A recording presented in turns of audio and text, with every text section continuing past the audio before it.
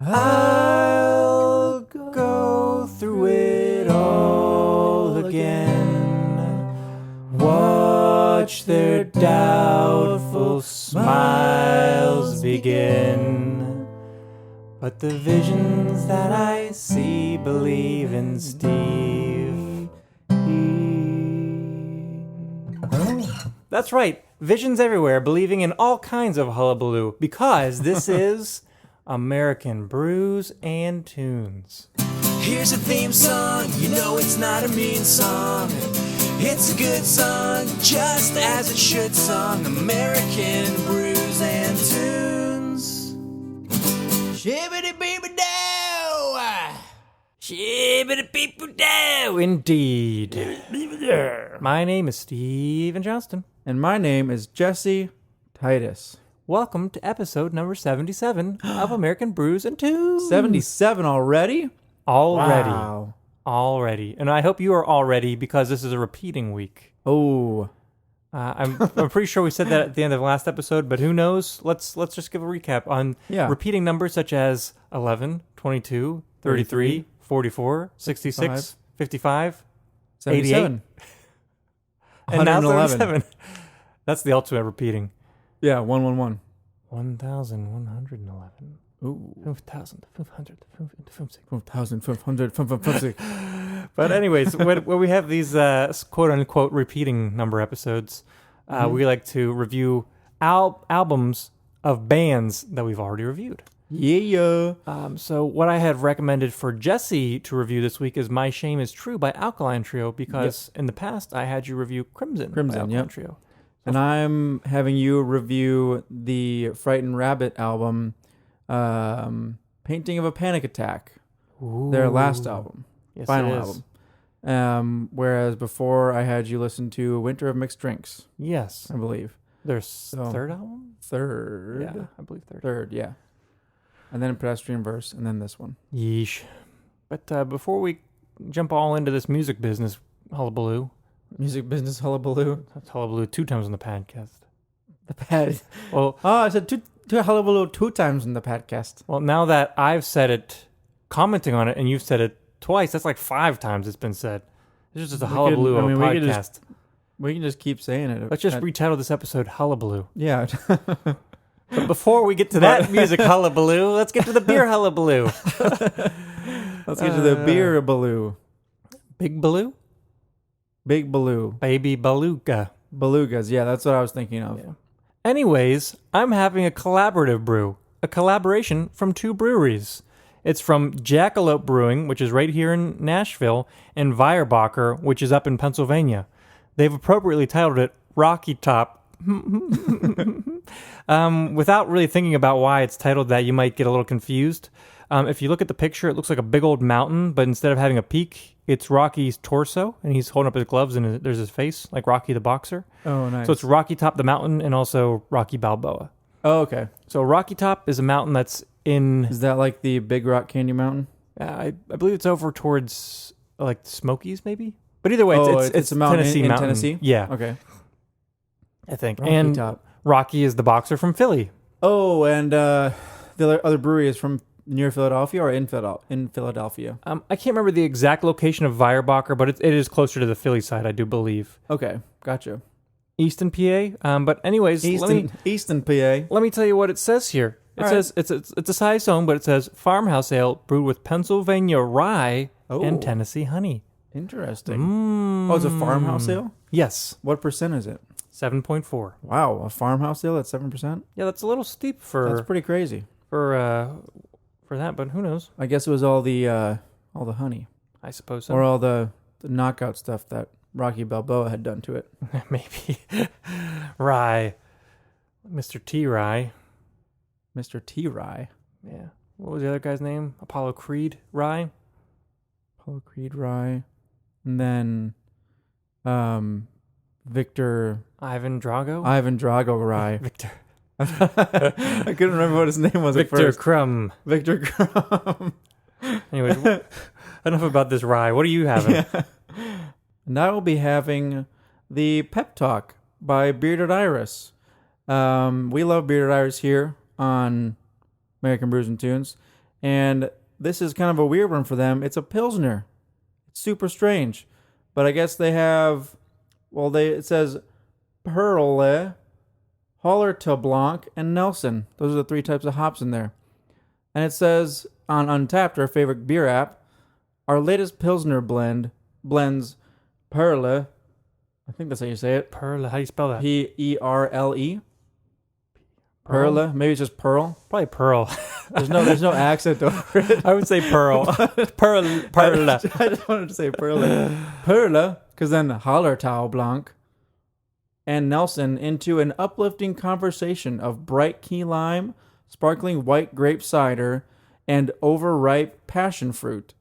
We can all use a pep talk now and then, can't we?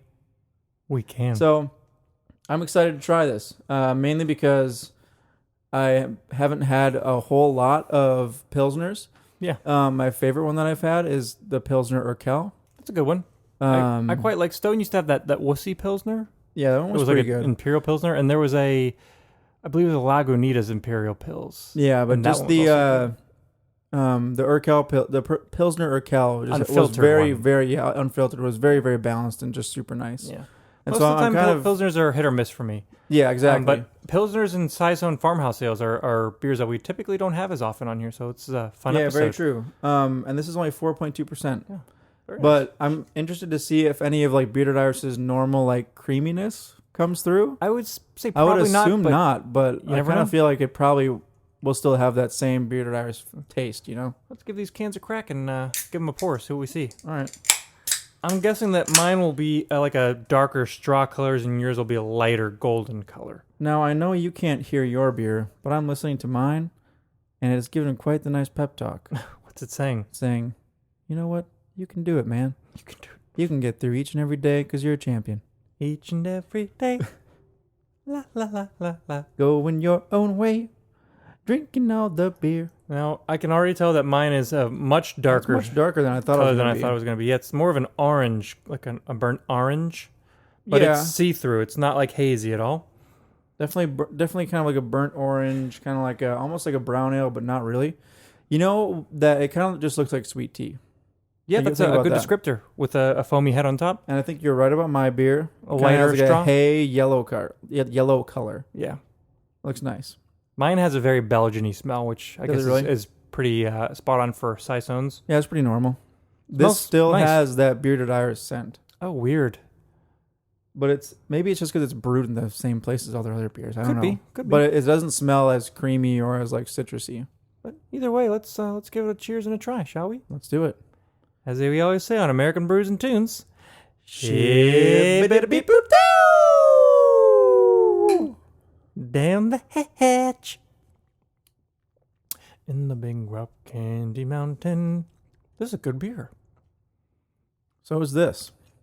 I'm really enjoying this. I don't think this has as much of the spiciness that I sometimes get from Saisons. So, yeah, from a farmhouse ale. But I definitely can tell the rye in there. It's got like that. You know what? I'll bet that's why it's brown. That's probably right.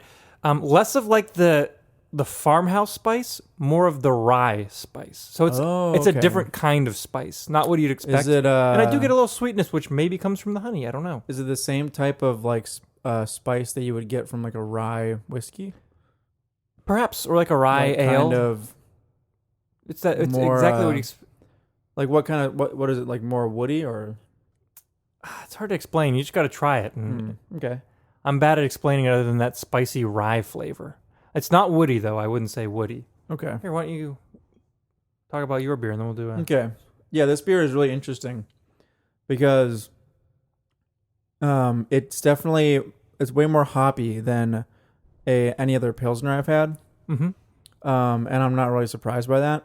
So I don't know if it's actually a Pilsner. Like I think they just classified it as that just because they did.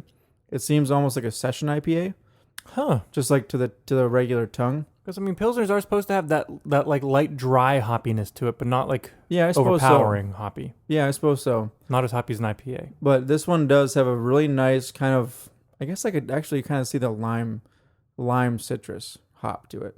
It's Interesting. kind of nice. It's more of kind of like that tartness of the lime, and there's a little bit of sweetness. I could see how they would say like a grape juice, like a white grape juice, kind of sweetness to it. It's really light, airy. The head is really bubbly. It's very tasty. I'm happy with it. Would you get it again? Yes, I definitely would. But if I was out to look for a good Pilsner, I would probably still get the Pilsner or Kel. But if I was like, I want to get a Bearded Iris Pilsner, obviously I'd get this. Well, they might have other Pilsners that you could try as well. Bearded Iris? Yeah. Don't they? They do The have pharmacy one, right? pills. Oh, right, the pharmacy one. I wonder if that one is a little bit different. Probably a little. Let's shall we give these a switch ski? Get a little sniff of that. Smells pretty dry, right? Yeah, it smells hoppy. This definitely smells like a farmhouse ale. Yeah, you can smell that It's Belgian-y. got those classic Belgian yeasty spice flavors. Yeah, yours Or smells scents. hoppy. I'm really surprised that this is the smell of a Pilsner because I know. Pilsners shouldn't be too aromatic, I don't think. Yeah. No, they should be pretty dull in the Yeah, scent. because it's a lager style beer. Mm-hmm. Well, let's give it a try. Yeah, that is one of the hoppier Pilsners I've ever had. I like it You know though. what I'm talking about? Yeah, Yeah. it tastes like a beefed up Pilsner. Like they Yeah. really hopped it a lot, but it's Yeah. good. Just Yeah. different. Definitely drinking your beer is like, A lot more flavor in my beer. yeah, I know what you're talking about the rye spiciness. Yeah, It is, if you've ever had a farmhouse ale before, it's almost like a toned down Belgian yeast spice flavor, kind of, especially because they have that honey in there, which I think rounds out the spiciness really well. agreed. And, yeah, kind of like mellows out the body. Mm-hmm. I don't know if that's the right word, but No, it does. It's just it tastes good, though. It's balanced. Yeah, It's really good. it's a good beer. That's nice. I'm happy with it. I'm happy with it. Shall we move on to the music? Yeah, let's move on to the music. Okay, then. I'll let you go first because I think I went first most recently, Okay. if I remember correctly. If you've already forgotten, I'm reviewing the album called My Shame Is True by the band Alkaline Trio. And they are a trio. That they are. I know it's Matt Skiba, Dan Andrino, and who's their drummer? Derek Grant. Okay, Derek Grant. Okay. They're a fantastic band. After you recommended the album Crimson to me, I was like, oh man, I need to listen to them more because they're great. Like, I really like their writing style. I like their sound. I like the diversity in their voices. Matt Skiba's being a little bit less gruff and more like higher and like More into the pop punk sound. and then Dan's voice being more kind of gruff and kind of more like in the Menzingers more vein. deeper and rich sounding. Okay. He feels at the lower range. I feel like better. Yeah, definitely. Yeah. But it's great. They're a great band. So I was really excited to dive into this album. This album came out in 2013. Yes, Yeah, it it did. did. And was produced by Bill Stevenson. I love Bill Stevenson. He is from the band The Descendants The Descendants and Black Yeah. Flag. and Black Flag. Okay. He drummed for both of them for a while. Yeah. At one point in time. But he's also been in other bands, and he's a great producer. produced quite a few records. Yes, he has. A lot in the punk scene, the pop punk and punk scene. On the first album, Crimson, that you had me listen to, I liked all the songs, but in particular, I think I liked Skiba's songs better on that because for those of you who do not know, Matt Skiba and Dan Adrino normally write do. What am I trying to say here? Normally, they each write their own songs for the album, but within the same like vein, the same thematic vein. And on that album, I liked Skiba's songs better, but on this album, I think I liked Dan's songs better. Maybe not better, but just as much as I like Skiba's songs. So anyway, whenever I started listening to this album, I really had no problem getting into it. There was, like, just from the first track, She Lied to the FBI. which is one of Skiba's songs. Just right from that, it's a good opener. You kind of get to hear what the album's going to sound like. It's going to still have that kind of like poppy, like pop punk feel. And it was just a good album opener to the whole thing. And I guess the song was inspired by the movie The Town. Makes sense. Did you ever see that movie? Yes, Ben a while Affleck back. and He Ben robs banks Affleck while wearing and those nun masks. What's that guy's name? Renner? Jeremy Jeremy Renner? Renner, yeah. But yeah. So I guess it was inspired by that. It's a super catchy song. He's like, she lied to the FBI when the victim of this crime. Whoa! Whoa! Yeah, a lot of woes and whatnot. Yeah. But it's very, very catchy. A great song. Track number 2 is called I Want to Be a Warhol. And for those of you who don't know for some reason, Andy Warhol was a great artist from the wonderful city of Pittsburgh, Pennsylvania. Warhol! Yeah, but he was an influential artist in the 70s and 80s. Maybe I believe. even a little earlier than that. He was responsible for the pop art. If Yeah, anyone's like the ever pop seen the art painting culture. of the Tomato soup can. the Campbell's soup can. Campbell's soup can, yeah. Or if you ever see the one where it's like 4 pictures, one on the top left, right, bottom left, right, where it's the same picture but all done Like in different different colors colors and stuff. and whatnot, That's yeah. his doing. Yeah. Yeah. But So- he also did a lot more than that. Like he did a lot of film and Yeah. the Velvet Underground. He drew that banana, I think. Like, he Yeah, was for the responsible Velvet that. Underground, yep. Yeah, so he was very influential. Yeah. And the Warhol Museum in Pittsburgh is phenomenal. There's a bunch of floating balloons and delicious root beer for an upcharge. What kind of root beer? Delicious. It was Boylan's. Oh, Boylan's. Okay, Yeah. yeah. I forgot that was from Pittsburgh, right? I don't know where it's Boylan's? from. I don't think it's from Pittsburgh, Oh, okay. but I know it's delicious. From the surrounding area, maybe? I have no idea. I think they have it in other places. I'll look it up while you continue. Okay. Anyway, this song called "I Want to Be a Warhol" is another one of Skiba's songs, and it seems like, well, I guess I should just say this: the whole album is kind of about shame, and shame is true. about some rough patches that Skiba went through before this album came out. Divorce Divorce, was one of them. Yeah, and his then- ex-wife is the lady on the front cover. Yes, Rosie. But anyway, so that's going to be a common theme throughout all these songs. Mm-hmm. And so in this song, I Want to Be a Warhol, he talks about wanting to be a Warhol, so like a painting by Warhol hung up on her wall, looking down at her and her looking up at him. So it almost seems like he's wanting to still be a part of her life, even though he can't be or he's not. Or you could look at it like it might be more existential than that. Like he wants to be remembered as an artist, like Mhm. Warhol is. However you want to look at it. It could go couple different ways. Yeah, it could go a couple different ways, but it's a Whoa. super catchy song. I want to be a Warhol hanging on your wall, looking up at you. Whoa. Whoa, whoa, whoa. More woes. Yeah. Really, really great song though.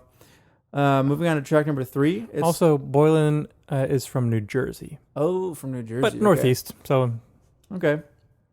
Is Pittsburgh the original place that Warhol is from? Mr. Andy Warhol. I do believe so. But he did a lot of work and stuff in New York as well. Okay. Maybe he loved Boylan's soda. I don't know. Maybe. Who knows? Anyway, on to track number 3, which is definitely in the same vein as that whole idea of my shame is true, or if you've ever felt shame for what you've done in the past, you definitely can relate to this song. Yeesh. The song is called "I'm Only Here to Disappoint," and it's the first song by Dan Adrino Yes. that we hear. It's a good one. It's a fantastic song. And it's basically a song about how you feel like you always screw up, and like whatever you do, you're like never really in the right, or there's really nothing that you can do right. One of the lines is, "I'm truly only here to disappoint, like all good dreams, and you wind up dead. All those promises I never kept." And he just like keeps talking about how like It seems like it's in the context of a relationship. Most likely, I could see that. But he keeps talking about like all the promises that he never kept, and like how it's like a lot of it was his fault and whatnot. But it's a super catchy chorus. I am truly only here to disappoint, like all good dreams, you wind up dead. That's a good one, yeah. Super catchy song. That's the song where you kind of it gets a little bit heavier and faster in that song. Yeah. And less of like the pop melodies that we've heard from Skiba already. Yeah. But it's still fantastic. And like I said earlier, I generally tend to like Dan's songs better on this album. Not to say anything bad about Skiba's songs, because I still like them. I typically lean towards Skiba songs in general for Alkaline Trio. Yeah. But I think this album has some of Dan's strongest songs in their catalog. Yeah, I agree. Some of. I don't want to say all of them. From what I've listened to, yeah. I definitely do. On to track number 4. That's called Kiss You to Death. And this is another song from Skiba. A super catchy song. And the drum parts at the very beginning. Yeah, and it's definitely a song about one of his past relationships and missing whoever that is. He doesn't specify, but we can guess that it's probably Rosie, since I guess in some interview he had said that like the whole album is pretty much like a note to her, and like saying they were still on good terms, but right. But I mean, obviously, a divorce is a divorce. Yeah. One of the lyrics that I really liked in this song is he's talking about things that he misses about the relationship, and he says, "I miss taking out the trash. I miss your face. I miss your cat. I miss your smile." So like normally, like you wouldn't hear that in a song like "I miss taking out the trash." Like whenever I would be with you, like I miss taking out the trash. Part of like which is part mundane of life. the routine. Yeah. He misses that ultimately, but he's just picking out things to sing about it. Yeah. But going into specific details. Pretty cool. Yeah. Pretty good song. Track number 5 is called "The Temptation of Saint Anthony." And this is another song by Skiba. It's definitely a faster song. Yes. From what I can tell, this song could have multiple meanings, but I believe I know what it is. Oh? There's a tale or a story about Saint Anthony, who, while he was in Egypt, he underwent many like trials and like supernatural trials and tribulations.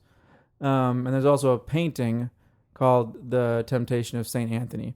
So if you want to look that up on Wikipedia or on Google, you can kind of see what I'm going to talk about. But basically, the painting consists of this guy, Saint Anthony, I suppose, kind of lying on the ground with his hands up, and he's being accosted by like all these, I guess you could say demons, or like there's a crow or something like that that's attacking him.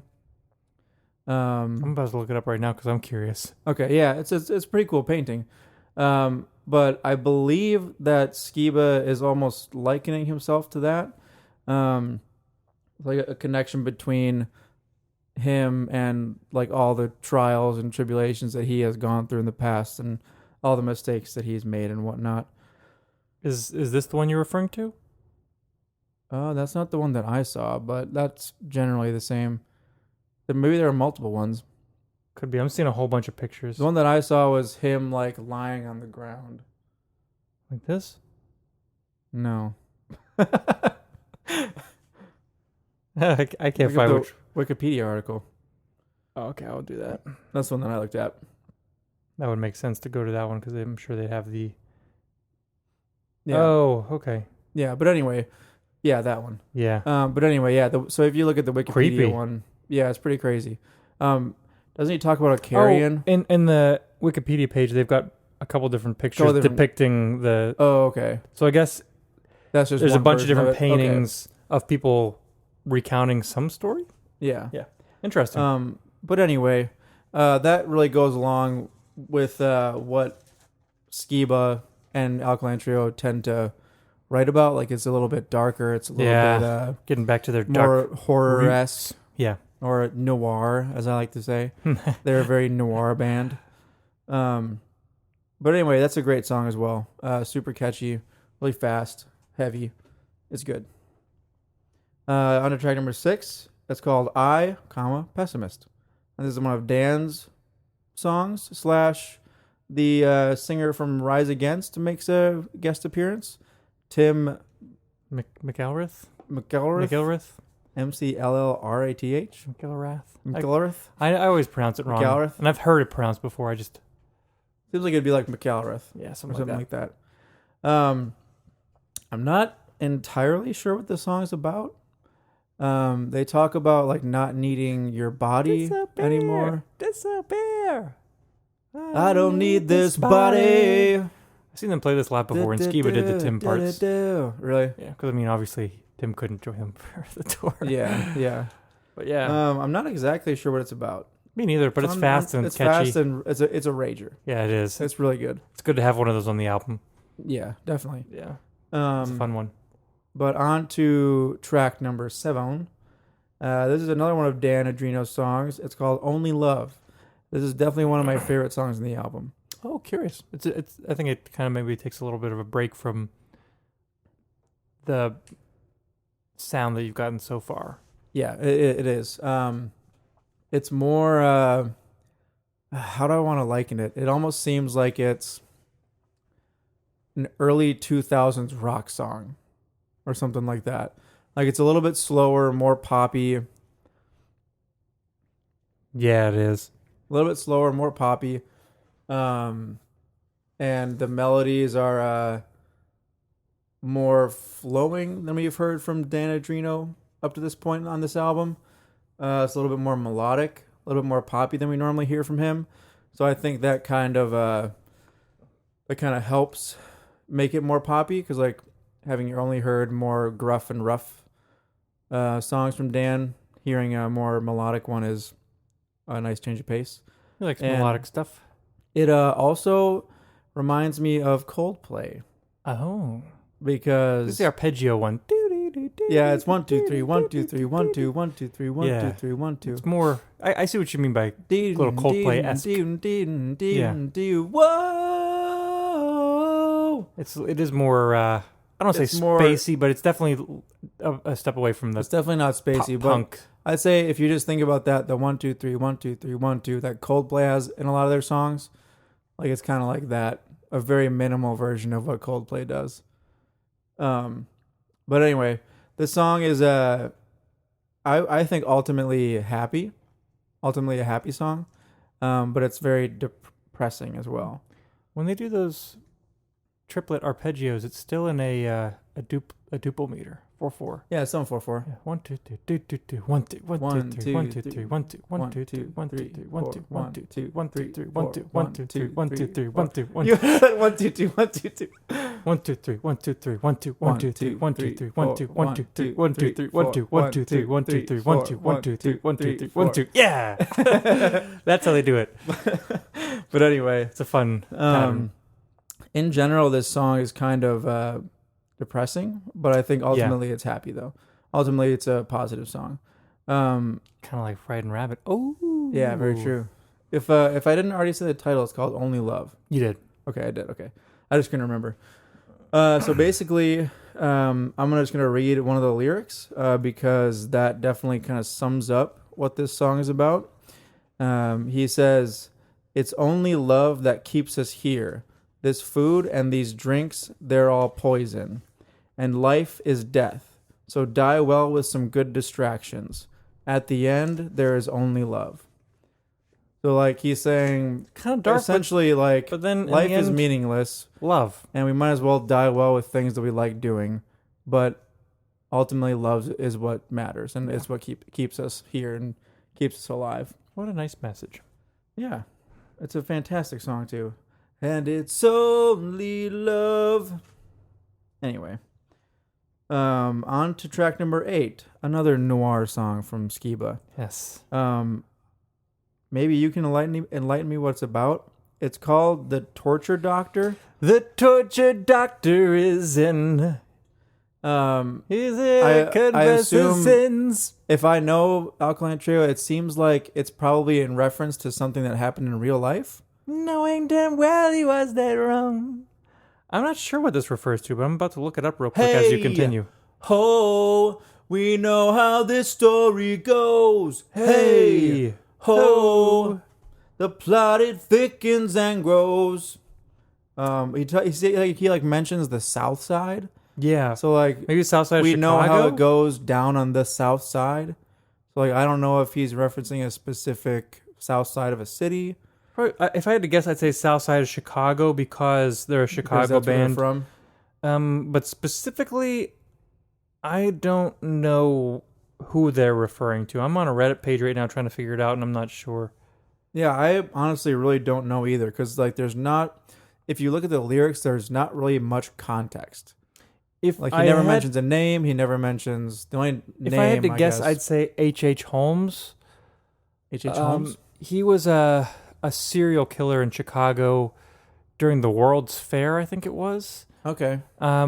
He had a hotel that he had constructed, and when he constructed it, he would hire on like these contractors to build a portion, and then he would fire them and get another contractor. So no one knew the full blueprint except him. He had like trap doors and hidden rooms. Whoa. And he would murder people in the middle of the night, like do weird things, and then sell their corpses to medical schools. Is this the one guy who was imprisoned for that? No, he wasn't. I can't remember what his fate was in the end, but Leonardo DiCaprio bought the rights to the book, and I think they're going to try and make a movie. Really? That would be a good movie. It's really a really good horror movie. A crazy story. That's I think pretty crazy. They confirmed like he's murdered like 60 people, but it could be as much as like thousands.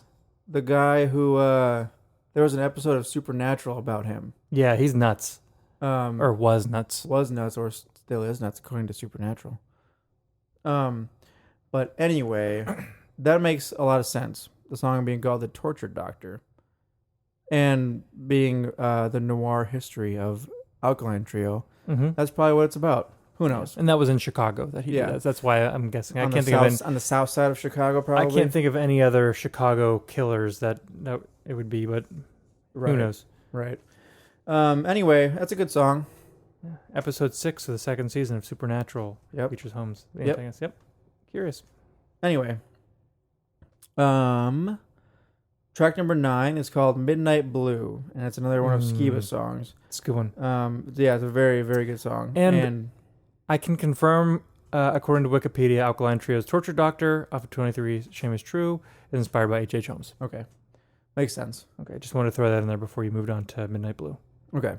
So on to track number 9, it's called Midnight Blue, and it is a song, again, about his past, the rough patches that he has gone through, and specifically about Rosie, the girl on the cover of the album. And I think Midnight Blue is like his name for her, or kind of a way of vocalizing his feeling. Like one of the lines he says is, "Now our hearts are midnight blue," or "Now my heart is midnight blue." Something like that. So kind of depressed and whatnot. Good song though. Track number 10 is called One Last Dance. I guess another song by Skiba about his past relationships. Yeah. And the line that best describes it, he says, "There just ain't words to say how sorry I am for acting like a schoolboy trapped in a man." So he keeps on going throughout that song, talking about how he feels like an idiot, or how his shame is true, basically. It's true. Track number 11 is called Young Lovers, and it's another song by Dan. And it might be my favorite song that Dan has on the album. It's just so golden catchy. And this kind of also not really breaks from the theme of the whole album, but kind of takes a step in a different direction, where it's basically about young lovers seizing like the day and not worrying about the future and just kind of having fun in the moment. Yeah. A good message for all. The chorus is so catchy in that song. Young lovers, let's waste no time. You're too concerned with heaven, and I see it in your eyes. Young lover, right now, you're mine. Anyway, that's a great song. On to track number 12, which is the last one on the non-deluxe edition of the album. Mm-hmm. It's called "Until Death Do Us Part," and this is definitely kind of like Skiba's anthem. Yeah. For all that had happened in the past. You could just look at the title and figure that out. Yeah. One of the lyrics that he says, or that he wrote, is, "Now I want you back and waiting there for me. I won't hold my breath. I don't expect a thing, but a boy can dream." Mm-hmm. So like he is saying, like, I know nothing's gonna happen, but I'm still dreaming about it. Like I still want it to happen. Yeah. So it's kind of a sad last track, but it makes sense that would be the last track on the album. Yeah. I will just touch briefly on the deluxe edition though, because you had told me that they add 4 songs to it, and they release it separately as an EP. Those 4 songs. Yeah, I can't remember if there was like a physical release, if they put it on a 7-inch or something, but I had it digitally, so they put it out as the Broken Wing EP. Okay. Yeah, it was just kind of like a little compendium or whatever you want to call it, like a little addition to the album. Right. But it was 4 songs, and I thought they were all great. Yeah. Oh yeah. All 4 songs. Like whenever we were kind of deciding the structure for this episode, I was like, I might just review all 4 of them because they're so good. But then it made more sense to end on track number 12. Yeah. For this album. But anyway, if you guys want to check those 4 songs out in the deluxe edition, they're definitely worth checking out as well. Highly recommended. So why don't we switch gears? Let's switch gears in a big go to bad a different way. country, different sound. Different country. Scotland. Aye, laddie. Scotland. Oi. Oi. Scotland, yeah. I'm trying to think of a good Scottish accent. It'd be like, get in my belly. I'm going down to the river. To the river. The river. Anyways, Frightened Rabbit, Painting of a Panic Attack came out in 2016. Mm-hmm. Like Jesse said, it was their final album, the 5th album to come out from them, before their frontman Scott Hutchison took his own life in 2018. Yeah. A year and a couple months now. Yeah. Ago. Yeah. So it's been a little over a year since he took his life. Mm-hmm. But when I was digging into some research for this album, I don't think that I touched upon this when I reviewed Winner of Mixed Drinks, but do you know how they got their name, Frightened Rabbit? No, I don't think so. Unless you told me recently. His mom used to nickname him that because he was a shy little kid. She would call him Frightened Rabbit. Oh, really? So So that was his nickname from his mom. But I thought that was a cool little factoid. Yeah, for sure. Maybe puts a little bit more perspective on the band. Mm-hmm. Anyhow, this song was written while Hutchison was living with his then girlfriend in L.A. The first song or the whole album? The whole album, I'm okay. sorry. He had recently moved from somewhere in Scotland to L.A. I'm not really sure why, maybe music reasons or whatever, but he didn't really know anybody in L.A. Yeah. And so it was like a really lonely and isolated time for him. And I think this album is very evident, and there's some songs that definitely talk about that. Yeah. About like depression and whatnot. And being in a place that you don't want to be. Yeah. Like a physical place. Yeah. Unlike Winner of Mixed Drinks, which took a while for me to get into, I think I like this album fairly immediately. That's surprising because this one's much less poppy and like much less. See, I thought this one was more pop. I thought there was more pop elements to this one. I guess much less fast and loud. It's less loud, but I feel like it's more subdued. accessible. And I had already been used to his voice. I know that was the toughest thing for me to get into the first record. Yeah. Or perhaps since I already knew that Scott Hutchison had passed away, I was a little bit more receptive or open towards it. Maybe a combination of all things. I don't know. But either way, I like this one fairly quickly. Nice. I do think this album's a little front-loaded. Okay. I'm just going to say that up front. But having said that, I do think it's worth listening the whole way through. I think it's really good from front to back. Yeah. I just think maybe switching 1 or 2 songs around could have benefited a little bit. Okay. But that's if that's the main problem I have with the album, that's not a big deal. It's not a big deal, yeah, for sure. Also, this was produced by Aaron Dessner, who's from The National. Oh, really? Yeah, interesting, huh? The I think he was frontman? the guitar player. Oh, the guitar player, okay. Yeah. That's pretty cool. Yeah, I thought that was cool, too. Fun little... They came out with a new album recently. Yeah, I haven't listened to it, but I know it was highly anticipated. Yeah. People were talking about it a lot. I'll have to check it out at some point. Same. Anyway, let's delve into the songs. Track number 1 is called Death Dream. I gave it 3.75 out of 5. a good song. I think it's a good start to the album. Like most albums that I review, when I hear the first song, it's usually a big explosive song. And this really isn't. This one's not at all. And based on a Winter Mixed Drinks, that one wasn't either, the opening track on that one, Things. But like that one, this one crescendos. Yeah. This one starts off with that one piano hit. Dun, dun, dun, dun, do, do, do, do, do. And then he starts singing. And it really doesn't explode ever, even though it does crescendo and get bigger. Yeah, it maybe only goes from a pianissimo to a mezzo forte. Yeah, that's Not ever to a fortissimo.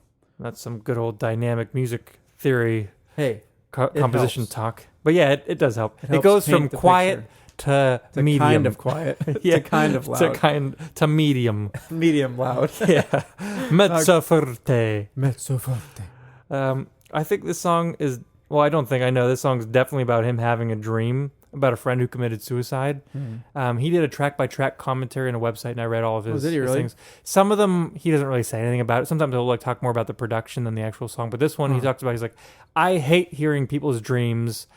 Like, because they always say, you can't believe what I dream. I was like, of course I believe it, because anything can happen in a dream. And I hate when people tell me their dreams. So here's my dream, and you just have to listen to it. So, Oh my god. so he's just being cheeky. Yeah. But he also said that, and here's a quote from that track-by-track thing. He says, the album title, as well as this song, is intended as a beautiful depiction of something horrific, the kind of thing you can't stop looking at. Huh. Interesting. Makes sense about the whole album, I just, as well as this song. But Yeah. I'm going to move on to track number 2, which is my first recommendation, 5 out of 5, for the song Get Out. Nice. That was a good song. This is, I think this is probably one of the singles because there was a music video, so I'm assuming it was a single. Yeah. Much bigger song than the previous, much more anthemic. It's definitely a good sing-along song. If you were to pick like 1 or 2 songs on here that you like had a good chorus that you play live and everyone sings along to, this is probably definitely it. one, yeah. It does have a weird start though. It's got that like electric beat almost. Yeah. And when I heard that for the first time, I was like, what the heck? Is this an electronic song? And then the guitar comes in and he starts singing, and as soon as they get to the chorus, it's back to like the mostly organic, like full band sound. Yeah. Get out of my heart. She won't. She won't. Yeah. And it's just so catchy. It's like super duper catchy. It's a song about a girl who he loves, or I don't know, maybe he's obsessed with her. But either way, he can't get her out of his heart or his head. And he alludes that she's bad for him. Like we're talking about, like like an uncut drug. Yeah, the first verse. Directly into the veins. Yeah. Which would probably kill a lot of people. Or it's the best of the best. Either whatever you want to look at it. Right. But it doesn't matter to him because he can't get over her. I think it's a phenomenal song, really catchy. I wish that I'd be able to see it live, but alas. Yeah, same. Let's move on to track number 3, which is called I Wish That I Was Sober. It's my next recommendation, and I gave it 5 out of 5. Sober. Good song. Title gives it away. Yeah. I mean, it's obvious. Yep. Hutchison had struggles with alcohol, and he talks about it openly on this song, as well as, I'm assuming, other songs, because he was fairly open in his music, I feel. Yeah, I think he was. So I feel like he probably had other very songs. open in his music. In that track-by-track thing, he says, read the title, 34 years old, and I still haven't learned, or I've still not learned a thing from 17 years of fairly regular alcohol consumption. It's a really sad song. It's really a bummer, even though it's super catchy. And like it starts off slow, and then it really picks up when those drums come in during the verses, and then it kind of cuts off and goes slow in the chorus. Yeah. But like when he says, "We all thought that I might change as I got older," like, Yeah. aw, Yeah, I like know. that thing. And then the chorus, he's like talking to someone he probably loves. He says, "Forgive me, I can't speak straight. Forgive me, I can't. I can't speak straight. Forgive me, it's far too late." Yeah. It's such a bummer of a song. I was sober. Very poignant, very beautifully written and composed. Oh, come and shake me till I'm dry. Till I'm dry. Oh, I wish that I was sober. By the Scottish. I love the Scotsman. Let's move on to something very related. Okay. Track number 4 is called Woke Up Hurting. It's my honorable mention, and I give it 4.5 out of 5. I love that song. I'd say this could very well be a continuation of the last song, thematically, maybe not musically. It's a lot slower and a little bit more of like a groove than the last song, Yeah. at least when it gets to the chorus.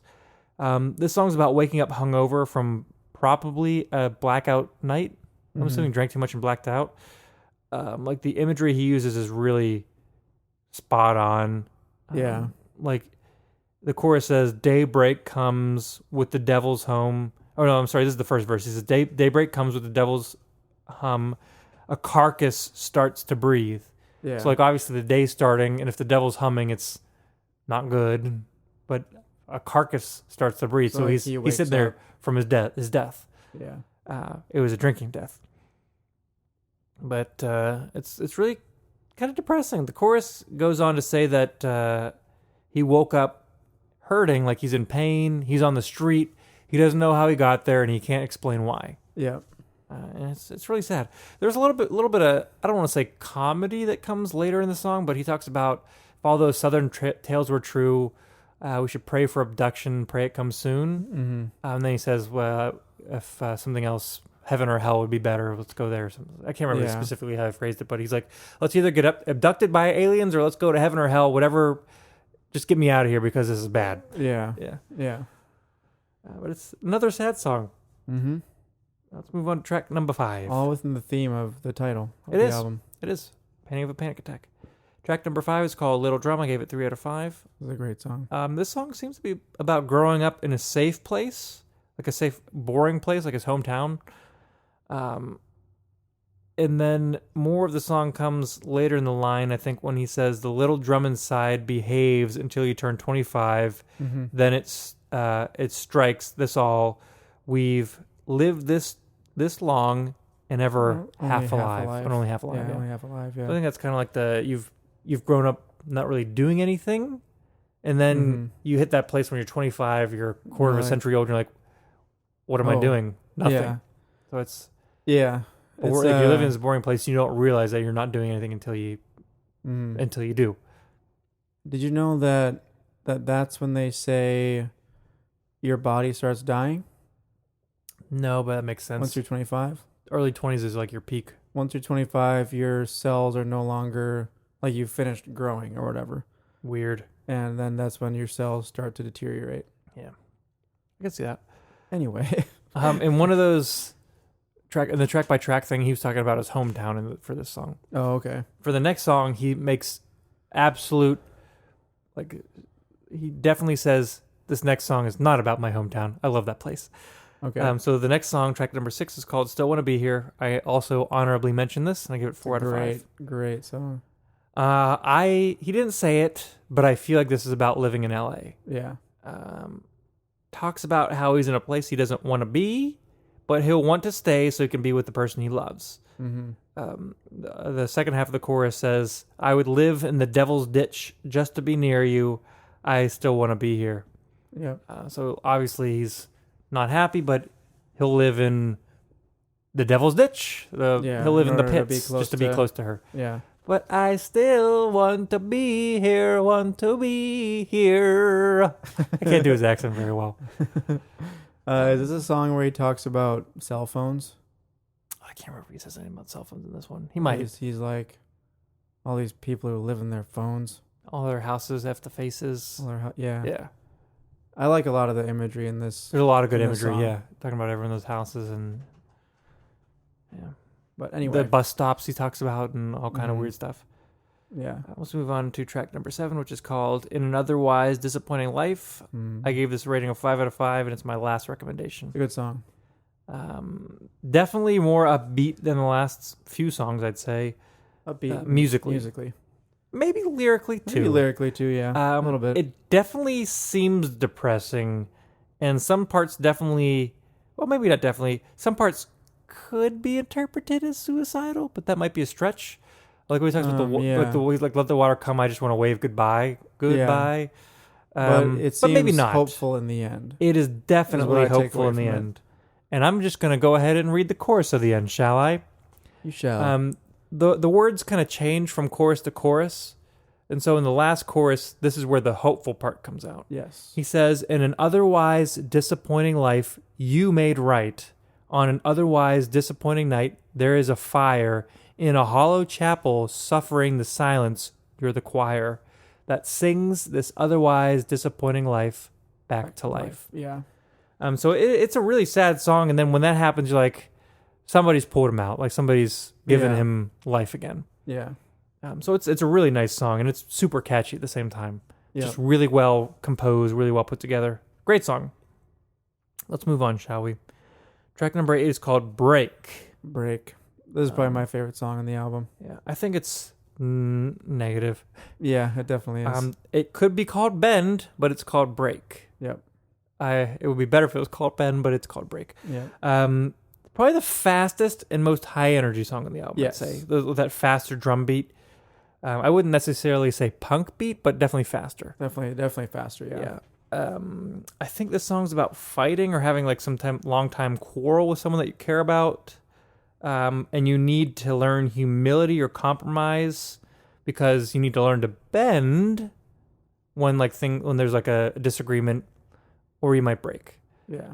So it's a very vague way to describe that. There's one line he says in one of the verses where he says, "Nothing's worse than realizing who you've hurt." Yep. And then he says I like after that, line a lot. "I don't bend, and now we eat the consequence." Mm. This kind of reminds me of Scott Hutchison's one of his last tweets. Oh yeah. When he was having his really dark time, he had tweeted out right before he left to go take his own life.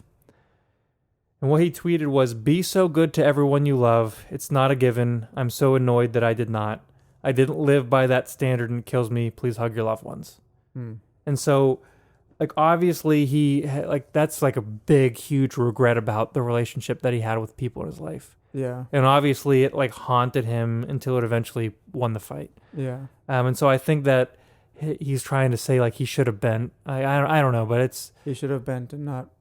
He shouldn't have broken. Yeah. In the context of that tweet, this song is a lot more darker than I think it was written to be. Yeah. But it's really a bummer when you think about that. Mm-hmm. Let's move on to track number 9, which is kind of related, I think, again to Bend, or I'm sorry, to Break. This song is called Blood Under the Bridge. I gave it 4 out of 5. Good song. I don't know if it's kind of like a play on words there.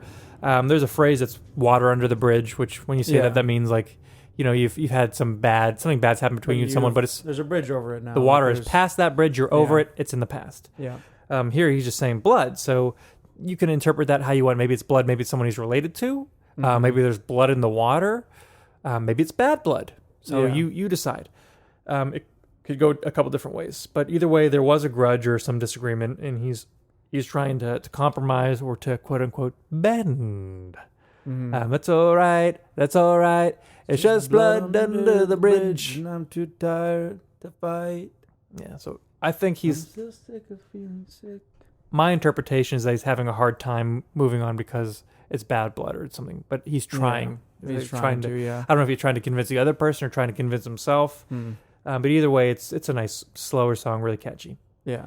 Moving on to track number 10. This song is called 400 Bones. I gave it 3.75 out of 5. Do you know what he's talking about with 400 bones? I'm assuming, the amount of bones that humans have are like, what, 200 and something? Yeah, you're correct. Body. He's talking about 400 bones under a sheet. Yeah. He's talking about him and his lover under a sheet. Yeah. Yeah, so he said in that interview that this is like the closest to a love song or a romantic song. I'm just going to read his what he said on the track-by-track commentary because I think it's funny. Okay. He says, wow, I'm going to do it in a Scottish. No, I'm not going to do a Scottish accent. I'll screw it up. He says, well, now this one should really be called 412 bones because there are apparently 206 bones in the human body. Yeah. So if you then multiply the human body by 2 and you have 2 human bodies in there in that bed, maybe this is the closest I've come to a romance within a song. I hope this balances out some of the less pretty moments I've described on the album. These afternoons indoors mean a lot to me. So yeah, I think that this does balance out some of the things. It doesn't necessarily sound like a happy romantic song. It definitely doesn't. It sounds dreary depressing. and depressing. Yeah. But when you like look up the words, it definitely talks about how like these are the moments like he really likes. Like this is what he looks back on fondly. Yeah. It's him and his lover like just having some intimacy on like a rainy day or whatever under the sheets. Yeah. And if you just were to read the lyrics, you're like, oh, that's really nice. Mm-hmm. But it's the nicest song you could have about bones. Yeah. Let's move on to track number 11, which is called Lump Street. Lump I give it Street. 3.75 out of 5. This song is a bit of an outlier to an extent. Down, Lump Street. And Yeah. Like Get Out, it starts out with like an electronic drum beat and a weird, like dark, ominous synthy thing. Yeah. And it doesn't sound like anything else on the album until about 2/3 of the way through when it kicks in full band and speeds up big time. Yeah. So it starts off with that dark, like real dark sounding stuff, and then it picks up and is like real positive sounding. And that fits in with the lyrics. He's talking about a boy and a girl on Lump Street and has this really dark imagery throughout the beginning. But then later on, they find each other, and I think this boy and girl who have grown up in this not so nice place, which is Lump Street, I think they leave together to pursue whatever. And this ties into the next song, which is called Die Like a Rich Boy. It's the very last song. I give it 3.5 out of 5. And he said in his track-by-track commentary that this song was written... they were going to write a series of songs to be like a concept of these characters from the boy and girl from Lump Street, and they only ever fleshed out these two songs. Okay. So it's the same characters that grew up on Lump Street. He's talking about dying like a rich boy and having his girlfriend or wife or lover or whatever die with him as a rich girl. Obviously that makes sense. They're not wealthy. They grew up on Lump Street, but they're imagining what it would be like to die like a rich person, to have those Egyptian linens or whatever he calls it, or dying with having a crown in your coffin or whatever you want to call it. Yeah. All in all, it's a great album. I think there's lots of signs, evident signs of Scott Hutchinson's depression and darkness on this album. For sure. But it is rounded out by an optimism. So it's not like you're not going to like listen to this and get super bummed out unless you like really just think about him taking his own life. Then maybe that would really bum me out. Yeah, it seems like a lot of the albums, a lot of the songs that he's written in the past he's been very honest about, like very open, I guess, for as much as open as you can be without just saying I'm depressed. Yeah, I think he put it out there good, optimistic and hopeful about that. Do you know I don't know if it's a magazine or if it's just a website, but it's Pitchfork. Yeah. Do you ever read any of their reviews? Yeah, I don't read them regularly, but I do know of them. They're harsh. Are they really? Unless it's like, I don't know, they can be very harsh. Yeah. They talked about how this Pitchfork. Then you're poking something. They kind of closed out their review by saying that this album's kind of more or less the same, kind of like sticking true to their style or not reinventing anything. And then they end it by saying the title of Painting of a Panic Attack served as an unintentional reminder of the way Hutchinson comes across, like a television version of a person with a broken heart. And I think that Scott Hutchinson was a real person with a real broken heart. Yeah. And I think he painted a great picture of that on this album. Yeah. Pitchfork's just that's a little bit too hard. They've got a pitchfork up their butt. Maybe they've edited that article since. They haven't. I read it since. Ooh. It would have been edited if that was the case. They should edit it. On a darker note, or just on an important note, I think we put it out there before. But if any of you are feeling depressed or that you'd ever want to like harm yourself or kill yourself, if any dark thoughts like that ever were to enter yourself, please talk to somebody, a friend, anyone. If you feel like there's no one you can talk to, call the suicide prevention line. I'm sure you can look it up if you can. It's 1-800-273-8255. Call it. There are people that are they'll talk to you. They'll help you through it. Yeah. Talk to us if you. I mean, I don't know if there's anyone listeing that does that, but reach out to us. We'll sit down and talk to you. Yeah. Life's precious. What is it that Ralph Garman says about suicide? I'm going to paraphrase because I can't remember, but he says it's a permanent solution to a temporary problem. Yeah. Something like that. And it's true. Once you make the decision, you act on it, you can't go back. Yeah. And it's the worst thing you can do. And it's I don't understand it. I've never been there. Obviously there's something that overcomes that really goes beyond everything that should be comprehension. Yeah. So I can't say this from experience, but I would hope that if someone's going through that, they could turn to somebody. Yeah, for sure. Anyways, looking forward to next week. Next week, are we doing a one-off? We're doing a one-off. Not sure what it is yet. Yeah, we're not sure. We'll figure it out and let you guys know. Mm-hmm. And then after that, we'll return to our regular format episodes. Mm-hmm. Either way, anything to say about your beer? Actually, as it's gotten warmer, I think that it has kind of mellowed out almost. Weird. I actually would have expected the hops to be a little bit more prevalent as it warmed up. It's got the hops have got, I don't want to say subdued because they're still there. Yeah. But they're just less intense. Okay, that makes sense. So it kind of tastes more like a regular Pilsner now. Where it's not that really bitter it's not really bitter up front. Mm-hmm. It's a really kind of low, a lingering dry bitter. It's like a base note bitter. Yeah. And then it's more, the thing that's more prevalent is the dryness. Base note. And less of the bitterness. Yeah. So it's nice. Very nice. How about your beer? It stayed pretty consistent. Same? Yeah, I got nothing to... Same nice Belgian yeast spiciness? Yeah, I'm happy with it. There's definitely a little slight bit of... sweetness of honey?